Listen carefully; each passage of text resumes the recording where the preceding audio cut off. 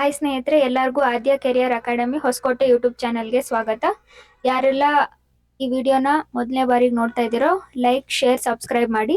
ಯಾರೆಲ್ಲ ನೇಮಕಾತಿಗೆ ವೇಟ್ ಮಾಡ್ತಾ ಇದ್ದೀರೋ ಅವ್ರಿಗೆಲ್ಲ ಗುಡ್ ನ್ಯೂಸ್ ಏನಂದ್ರೆ BELನಲ್ಲಿ ಉದ್ಯೋಗ ITI ಡಿಪ್ಲೊಮಾ ಪದವೀಧರರಿಗೆ ಅವಕಾಶ. ಒಟ್ಟು 373 ಹುದ್ದೆ. ಬೆಂಗಳೂರಿನ Bharat electronics limited BEL diploma engineering ಪದವೀಧರರಿಗೆ ಹಲವಾರು ಅವಕಾಶಗಳಿವೆ. ಏನಂದ್ರೆ ವಿವಿಧ ಅಧಿಸೂಚನೆಗಳನ್ನು ಪ್ರಕಟಿಸಲಾಗಿದ್ದು ದೇಶಾದ್ಯಂತದಲ್ಲಿರುವ BELನಲ್ಲಿ ನೇಮಕಾತಿ ನಡೆಯಲಿದೆ. 47 ಇಂಜಿನಿಯರಿಂಗ್ ಅಸಿಸ್ಟೆಂಟ್, 37 ಟೆಕ್ನಿಷಿಯನ್ ಸೇರಿ ಒಟ್ಟು 84 ಹುದ್ದೆಗಳಿಗೆ ನೇಮಕಾತಿ ಅಧಿಸೂಚನೆಯನ್ನು ಪ್ರಕಟಿಸಿದ್ದು ಅರ್ಜಿ ಸಲ್ಲಿಸಲು ಡಿಸೆಂಬರ್ 17ರ ಗಡುವು ನೀಡಲಾಗಿದೆ. 3 ವರ್ಷಗಳ ಡಿಪ್ಲೊಮಾ ಇಂಜಿನಿಯರಿಂಗ್ ಪೂರ್ಣಗೊಳಿಸಿದವರು ಇಂಜಿನಿಯರಿಂಗ್ ಅಸಿಸ್ಟೆಂಟ್ ಹುದ್ದೆಗಳಿಗೂ ಮತ್ತು ITI ಅಭ್ಯರ್ಥಿಗಳು ಟೆಕ್ನಿಷಿಯನ್ ಹುದ್ದೆಗಳು ಪ್ರಯತ್ನಿಸಬಹುದು.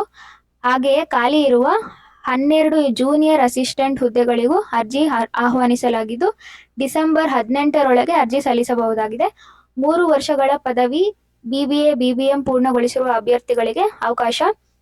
ಇದಲ್ಲದೆ 48 ಟ್ರೇನಿ ಪ್ರಾಜೆಕ್ಟ್ ಇಂಜಿನಿಯರ್ ಹುದ್ದೆಗಳಿಗೂ ಖಾಲಿ ಇವೆ. ಪದವೀಧರರಿಗಾಗಿ 229 ಹುದ್ದೆಗಳ ನೇಮಕಾತಿ ಪ್ರತ್ಯೇಕ ಅಧಿಸೂಚನೆಯನ್ನು ಪ್ರಕಟಿಸಲಾಗಿದೆ. BEL ನೇಮಕಾತ ಸಮಗ್ರ ಮಾಹಿತಿಗೆ ಶುಕ್ರವಾರದ ವಿಜಯ ಕರ್ನಾಟಕ ಮಿನಿ ಪತ್ರಿಕೆ ಓದಬಹುದು.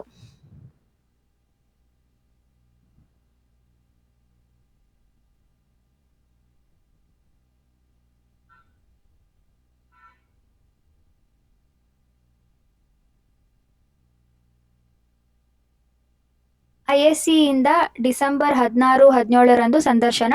ಕಾರ್ಮಿಕರ ರಾಜ್ಯ ವಿಮಾ ನಿಗಮವು ESIC ಕಲಬುರಗಿ ಮತ್ತು ಬೆಂಗಳೂರಿನ ESIC ಕಾಲೇಜಿನಲ್ಲಿ 106 ವಿವಿಧ ಹುದ್ದೆಗಳಿಗೆ ನೇಮಕಾತಿ ನಡೆಸಲು ಉದ್ದೇಶಿಸಿದೆ. ಈ ನಿಮಿತ್ತ ಡಿಸೆಂಬರ್ 16 ಮತ್ತು 17ರಂದು ಸಂದರ್ಶನ ನಡೆಯಲಿದೆ.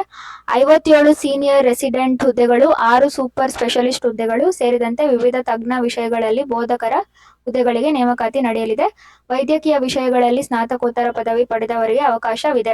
Anatomy, physiology, biochemistry, pathology, microbiology, forensics medicine, community medicine, general medicine, general surgery ಸೇರಿದಂತೆ ಅನೇಕ ವಿಭಾಗಗಳಲ್ಲಿ ನೇಮಕಾತಿ ನಡೆಯಲಿದೆ.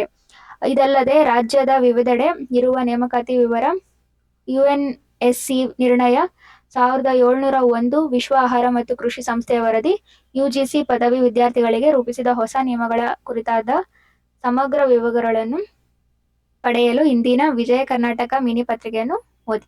ಥ್ಯಾಂಕ್ ಯು ಸ್ನೇಹಿತರೆ.